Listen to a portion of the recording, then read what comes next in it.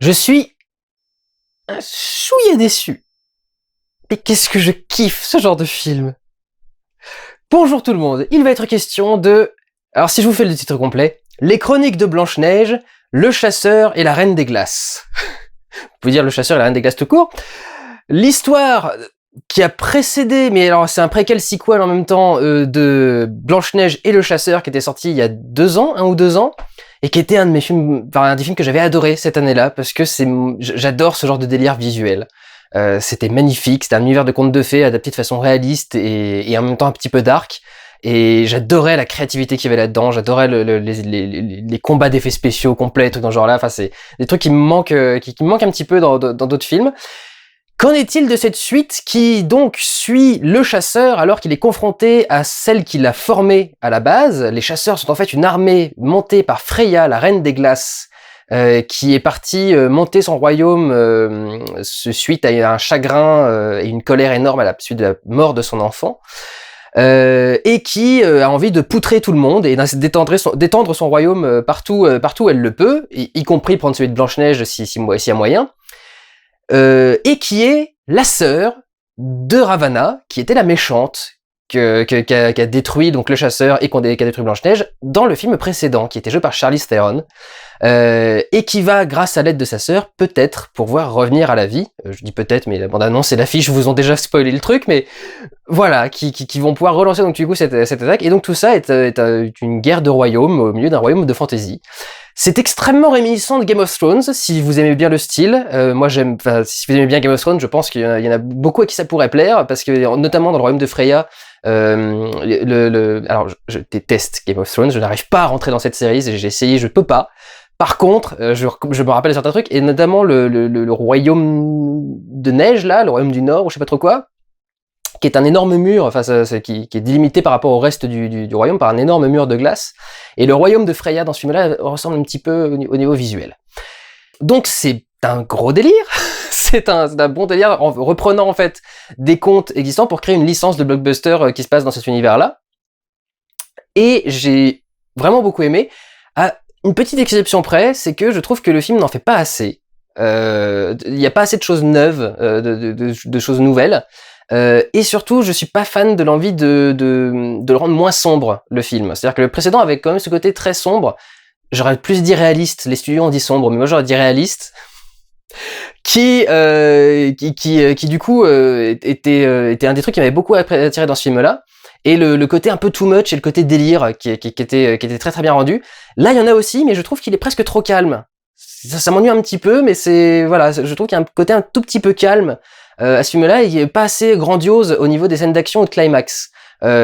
C'est bien, il y a du grandiose, il y a de l'action, c'est bien, mais on aurait pu en faire 10 000 fois plus, surtout avec l'étendue des pouvoirs des deux personnages. Et j'aurais voulu voir encore beaucoup plus que ce qu'il y a dans ce film-là. Je trouve qu'il se lâche pas assez en fait, il reste trop sage. Mais pour le reste, je l'apprécie énormément parce que j'adore cet univers, j'adore voir tout ce qu'il y a là-dedans. Tous ces trucs d'animaux magiques et féeriques, les serpents sur lesquels il y a du gazon qui pousse. Enfin, j'adore ce genre de trucs. Mais c'est ça le truc, c'est que le film reprend beaucoup ces choses-là, crée quelques petites nouvelles choses liées à la glace de Freya, mais pas beaucoup plus. Si peut-être des gobelins, petits trucs rajoutés en plus, et les femelles naines. Les femmes naines, parce que femelles c'est bon. Les femmes naines qui sont introduites dans ce film-là, et ce qui est plutôt intéressant. Alors c'est peut-être, c'est lié aussi à cet élément que j'aime pas dans ce côté un peu atténué, un peu moins sombre que le film d'avant. C'est qu'il y a cette redondance du thème de l'amour dans le film, qui est un thème de discorde entre tous les personnages. Il y a les personnages méchants qui estiment que l'amour n'est qu'une manipulation, méchant entre guillemets, il n'est qu'une manipulation, que ça n'existe pas, que c'est un piège des riches pour manipuler les faibles, ou des puissants pour manipuler les faibles. Et de l'autre côté, on a les niais, qui sont en train de dire, mais non, l'amour arrive à tout vaincre, etc. Et alors le truc, c'est que ils en sont conscients parce que chacun se moque du point de vue de l'autre. C'est-à-dire que Freya à un moment lance un truc et fait ça devrait pas être compliqué, après tout l'amour survit à tout, l'amour vainc tout, V-A-I-N-C, vainc tout, et de l'autre côté, vous avez les autres personnages qui vont dire ah oui, alors toi tu penses que ça n'existe jamais, etc. Enfin, qui vont se teaser un petit peu. Ravana par exemple, à un moment, vous parlez de vos niaiseries là, de vos conneries, t'as gâché ton pouvoir sur des conneries. Donc voilà, il y a un petit côté peut-être un peu niais qui pourra peut-être en déranger certains. Moi pas, ça allait, je tenais à peu près pendant le film, pas à peu près, je tenais très bien pendant le film. C'est pas de la guimauve, pas du tout. Mais c'est vrai que c'est pas aussi poussé que ne pouvait l'être Blanche-Neige et le Chasseur. Dans le réaliste ou le sombre, selon ce que vous choisissez de mettre comme terme au-dessus de tout ça. Il y a du coup quelques petits trucs neufs, en particulier au niveau de Freya évidemment. Alors son château est magnifique. Alors c'est ça que j'adore, c'est que vous avez des panoramiques magnifiques, des panoramas. Le panoramique c'est le mouvement, le panorama c'est le plan. Des panoramas magnifiques sur des grands paysages avec des châteaux monstrueux qui fendent des montagnes en deux et des trucs dans ce genre-là. Donc c'est des très grandes plaines, des trucs, et c'est toujours montré de façon très grandiose avec des plans aériens qui cadrent de très très loin, avec toujours un gros château au fond et puis des cavaliers qui essayent de marcher, qui sont tout petits, donc pour mettre tout un tas de proportions entre elles, un rapport de taille entre les choses. Il y a un plan par exemple qui est très beau, qui est un plan aérien au-dessus du paysage, au-dessus des terres qui sont autour du royaume des glaces de Freya. Et où il y a un time-lapse en plus où on voit donc le temps qui passe avec la neige qui vient, qui s'en va, les jours qui se lèvent et qui se couchent. Et tout ça donne vraiment un grand sentiment de grandiose où on sent que c'est très vaste, que ça va loin. Ça donne un côté très concret et très réel que j'aime beaucoup, enfin qui marche bien, je trouve.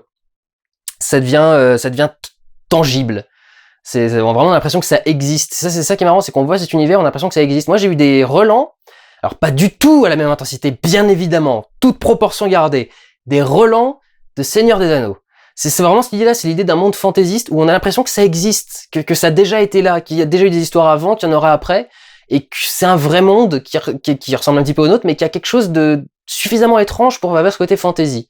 Les forêts sont pas, enfin, elles ont un tout petit truc qui est différent de nos forêts à nous. Peut-être qu'elles sont plus clairsemées, avec moins d'arbres, des trucs dans ce genre-là, où il y a un truc très très subtil comme ça qui se fait et qui donne à cet univers un côté vraiment très concret où on a l'impression que ça existe. Ça pourrait peut-être même un film sur notre passé ou des choses dans ce genre-là.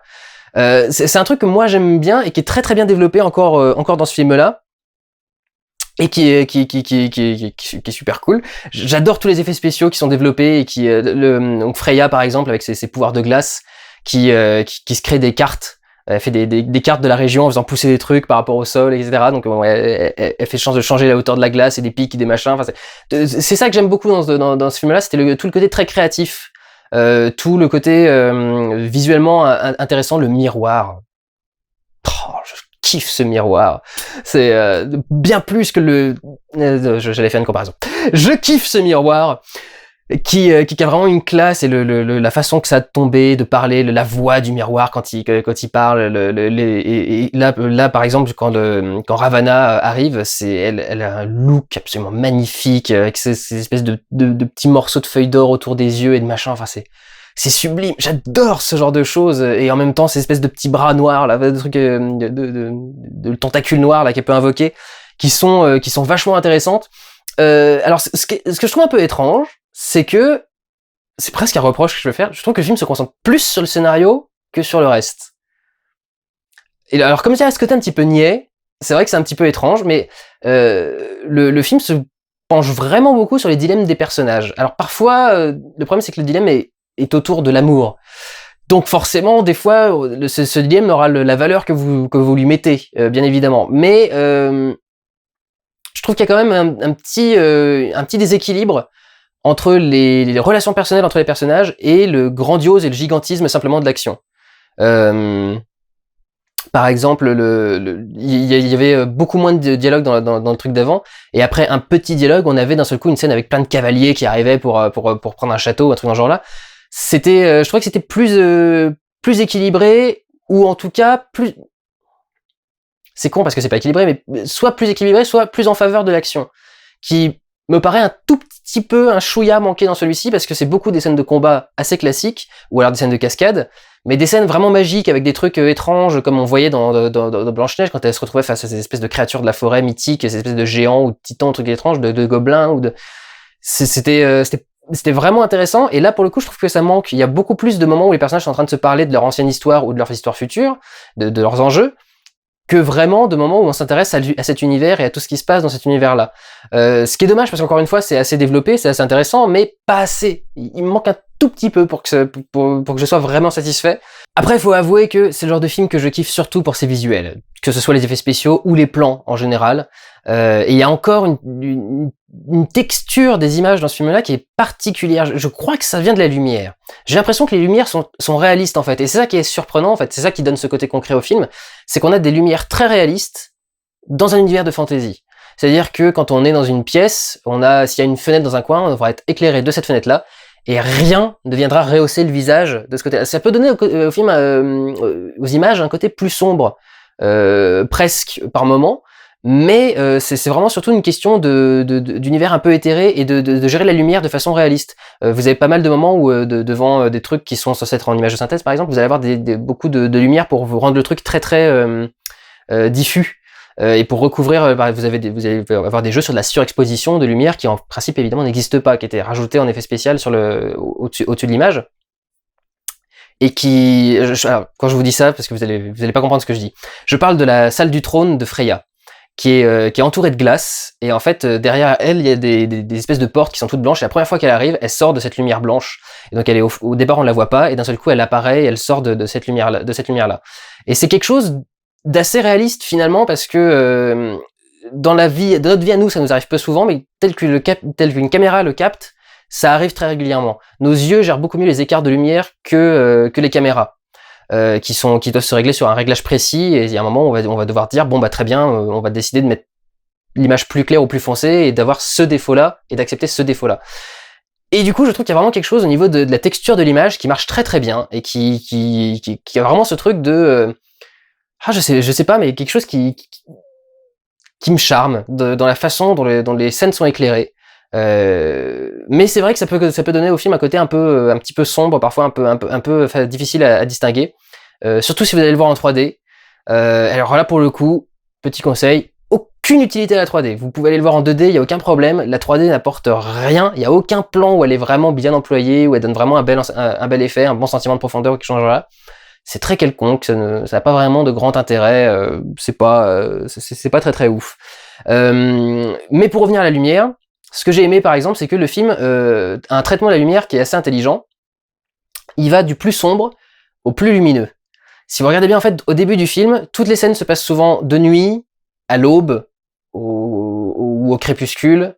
Ça va être des moments où il y a très peu de lumière, alors ce qui peut gêner en 3D du coup.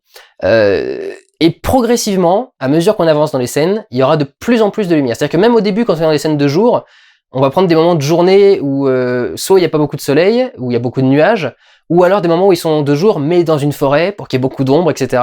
Et progressivement, on arrive de plus en plus dans des décors qui vont nous permettre d'avoir plein de lumière et de vraiment voir ce qui est en train de se passer dans la scène, jusqu'à bien entendu dans la scène de fin finir sur de grandes lumières partout et des trucs très très très très clairs et très visibles. Qui sont intéressants, mais encore une fois, ça montre que ces films-là sont pas faits n'importe comment. Il y a une vraie réflexion, même dans le traitement de la lumière de base, alors qu'ils pourraient s'en foutre complètement, ils pourraient juste tout éclairer comme il faut. Mais cette façon d'éclairer qui donne du coup des clairs-obscurs très très jolis, des visages qui sont magnifiquement éclairés juste d'un côté avec juste une partie du visage de clair et tout le reste dans l'ombre. Si j'éteignais ma lumière. Voilà, truc plus proche de ça par exemple. Donc c'est vraiment intéressant. Moi, il y a toujours un truc qui m'a charmé dans l'image de ce film que je trouve assez magnifique. Et je vais finir sur ce réalisme en le rattachant au problème des personnages, mais en faisant pas un problème, mais une qualité. Les acteurs jouent tous super bien. Charlize Theron, elle s'éclate. Mais vraiment, elle s'éclate. Emily Blunt en Freya, en Reine des Glaces.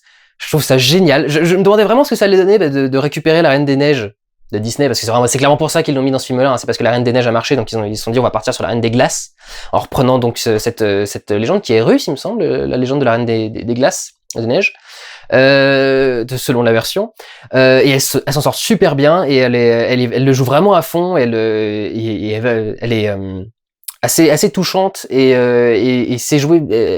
Son personnage passe par beaucoup d'évolutions. Elle est très régulièrement trahie, donc forcément ça fait des choses très étranges à vivre pour le personnage et en plus trahie par des gens qui comptent beaucoup pour elle à chaque fois. Donc c'est vraiment tragique, totalement tragique, et elle le joue vraiment super bien, et je trouve que ça passe bien. Jessica Chastain dans son rôle fait un peu trop la dure, un peu classique. Je trouvais que c'était pas à fond. Chris Hemsworth, alors en revanche, vraiment il est en train de totalement adopter son statut de star d'action. Il a une façon de délivrer les punchlines dans ce film qui fait mouche à tous les coups. C'est marrant, mais à chaque fois qu'il délivrait une punchline, j'avais toute la salle qui était en train de se marrer derrière moi. Alors que moi pas trop, hein, mais bon, la réplique était bonne, mais je sens que c'est une punchline, quoi, et ça me fait pas trop réagir. Là, pour le coup, je crois qu'il est délivré de façon...